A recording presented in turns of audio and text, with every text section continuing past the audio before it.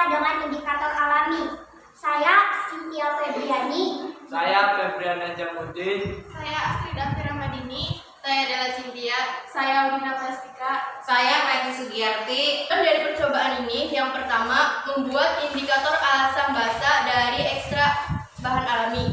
Yang kedua, menentukan sifat larutan dengan indikator alami. Saya akan menjelaskan teori dasarnya.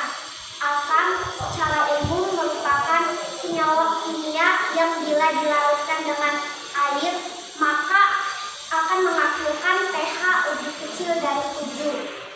Asam juga merupakan zat yang dapat memberi proton atau ion H+ kepada zat lainnya dan bisa menerima elektron bebas dari basa.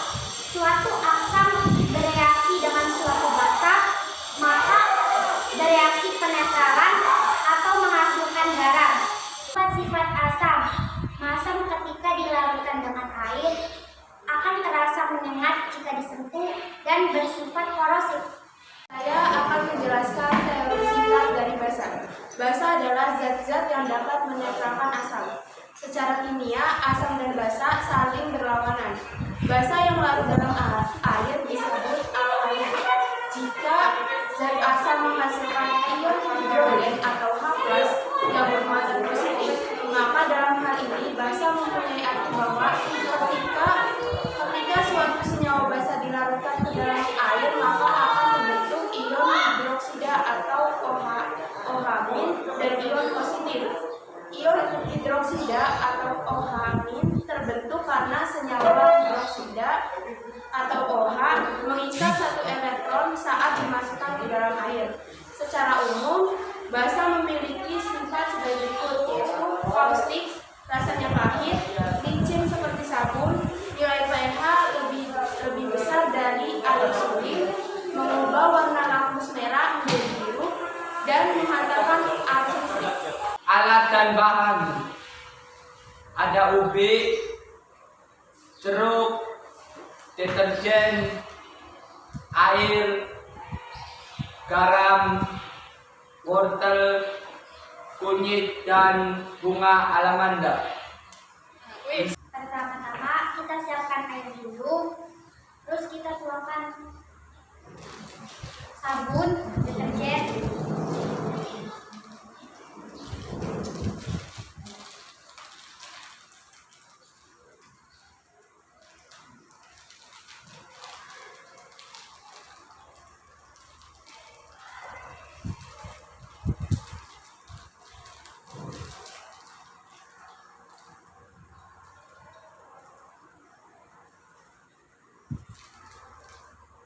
terus kita masukkan semua bahan indikatornya.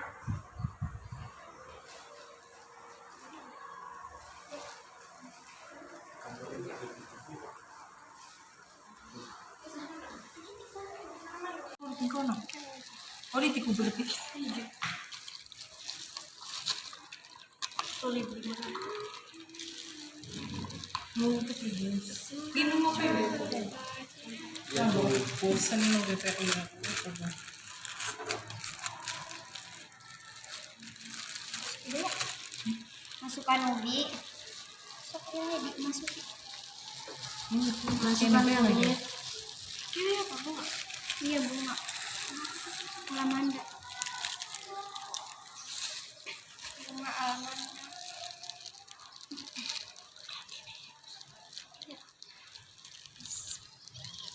Bunga alamanda. Cepat.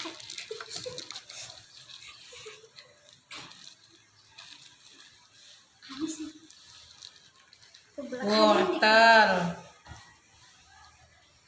kunyit, bunga alamanda, ubi.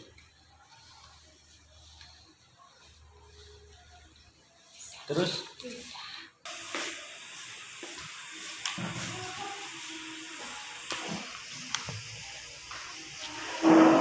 Emang pakai wortel dari anak. Di sore ya, semuanya cukup ya.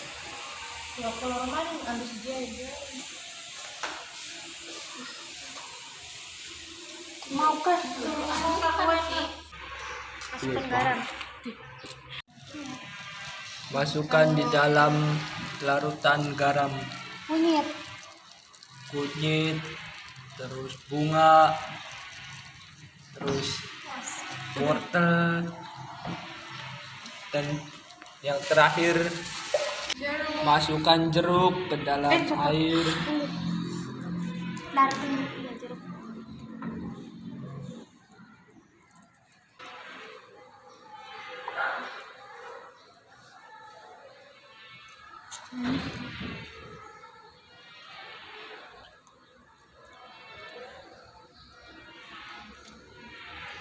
Bikin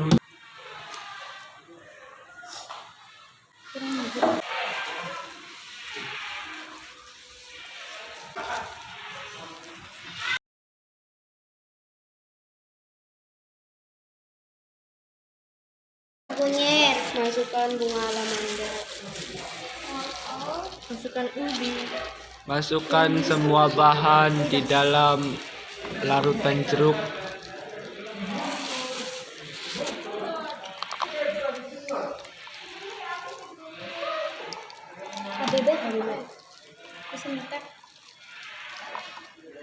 Kan?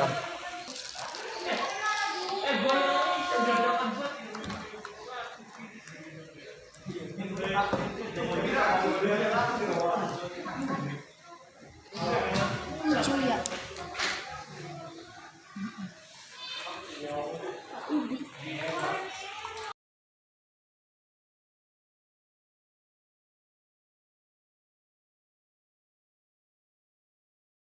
Pertanyaan tersebut gejalanya yaitu dengan menggunakan indikator ini kita bisa menentukan suatu larutan bersifat asam, basa, atau netral.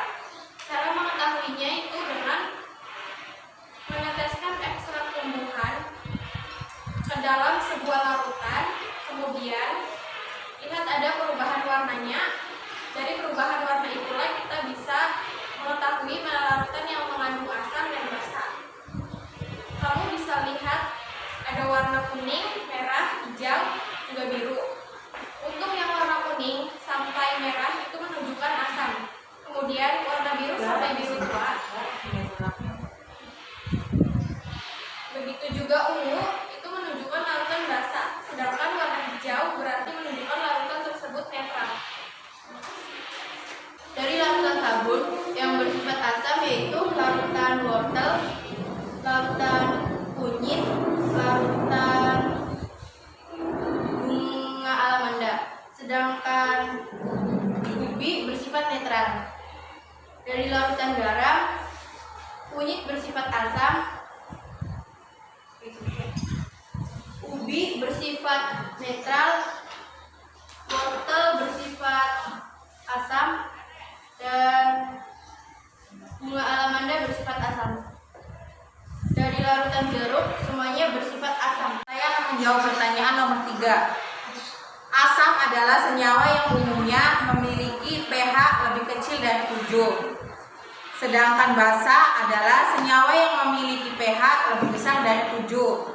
Dan netral dalam ilmu kimia merupakan zat yang terbentuk dari hasil asam dan basa. Hasil reaksi ini disebut garam atau dalam ilmu kimia disebut senyawa ionik yang terdiri dari ion positif dan ion negatif. Jadi kesimpulannya yaitu tidak semua tumbuhan dapat menjadi indikator yang baik. Hanya tumbuhan tertentu dan tumbuhan yang mencolok saja yang dapat menjadi indikator yang baik. Contohnya kayak kunyit, bunga alamanda, wortel, ubi. Karena pada saat dilarutkan dengan asam basa, warnanya akan berubah. Sekian uji coba untuk memenuhi ujian praktek kimia dari kelompok kami. Kurang dan lebihnya kami memohon maaf. Billahi taufiq wal hidayah. Wassalamualaikum warahmatullahi